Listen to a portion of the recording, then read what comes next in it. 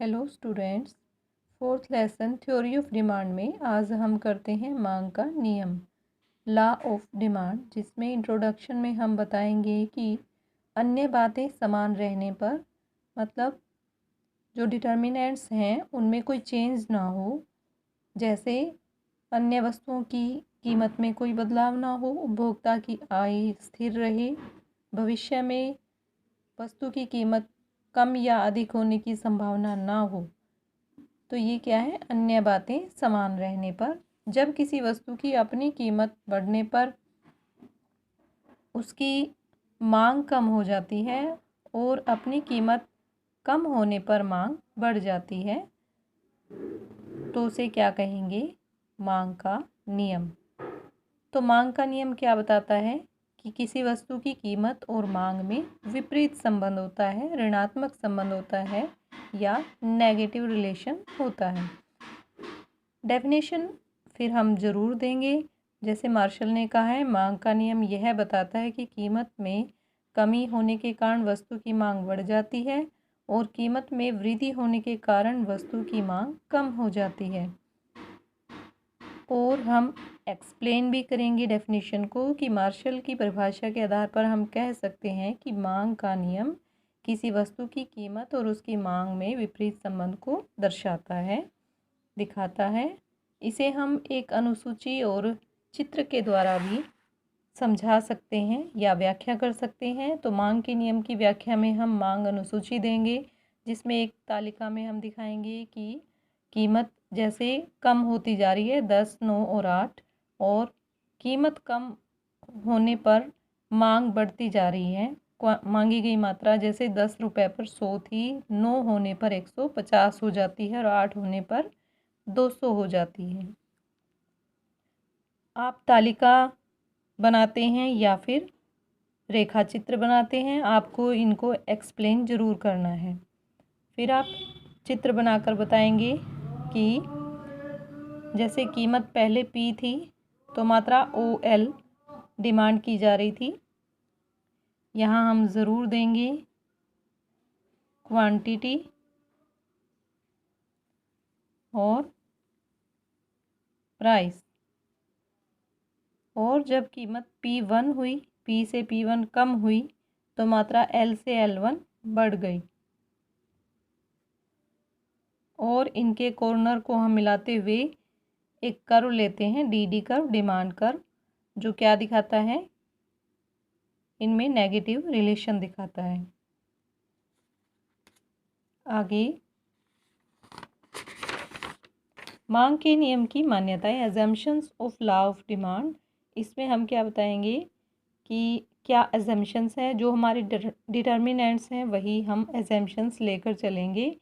अन्य बातें समान होना, जो भी हमारे डिटर्मिनेंट्स हैं वही बताएंगे। उपभोक्ता की आय में कोई परिवर्तन ना हो, उपभोक्ता की रुचि में बदलाव ना हो, भविष्य में संभावना ना हो चेंज होने की। तो ये ही हम एजम्पशंस लेंगे।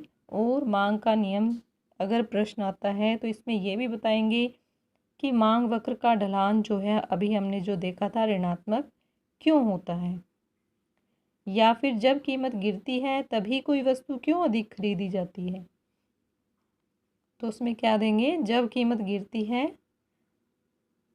तभी उपभोक्ता ज़्यादा वस्तु खरीदना चाहता है, क्योंकि वो विवेकशील है, विवेक से काम लेता है। तो वो किसी वस्तु को तभी खरीदेगा जब उसकी कीमत कम होगी।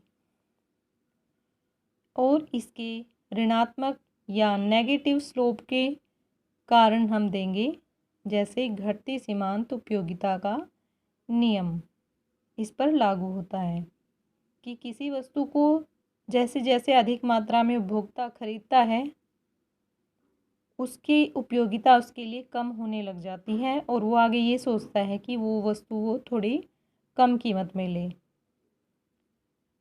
और आय का प्रभाव, जिसमें हम वास्तविक आय प्रभाव करेंगे।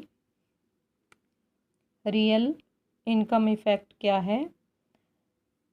देखो, एक तो होता है मौद्रिक आय प्रभाव, मॉनेटरी इनकम इफेक्ट, और एक है रियल इनकम इफेक्ट। मौद्रिक क्या है? जब उपभोक्ता की आय बढ़ती है या कम होती है, उसका इफ़ेक्ट डिमांड पर क्या पड़ता है।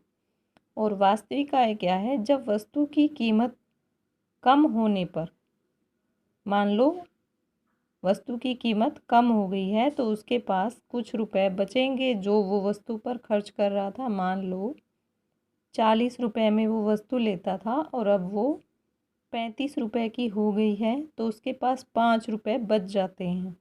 इससे वो कोई अन्य वस्तु ले सकता है। तो ये होता है वास्तविक आय बढ़ना। इसी प्रकार अगर वस्तु महंगी हो जाए तो भी उसकी वास्तविक आय क्या है? कम हो जाएगी। जैसे 40 वाली वस्तु 50 की हो जाए तो अब उसे एक्स्ट्रा लगाने पड़ेंगे। तो ये वास्तविक आय प्रभाव कहलाता है। और प्रतिस्थापन प्रभाव क्या है? दो वस्तुएं हैं जैसे प्रतिस्थापन, चाय और कॉफ़ी, तो एक की कीमत का दूसरे की मांग पर प्रभाव पड़े।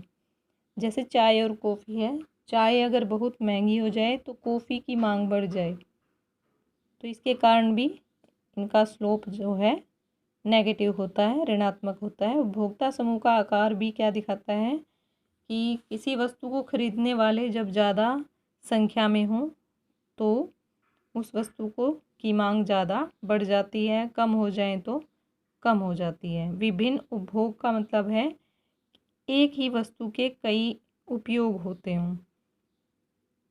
जैसे कोई वस्तु, हम दूध है, उसका प्रयोग कई चीज़ों के लिए कर रहे थे, पीने के लिए, चाय के लिए और मिठाइयाँ बनाने के लिए। अगर वो बहुत महंगा हो जाए तो हम उसका चाय और पीने के लिए ही प्रयोग करेंगे।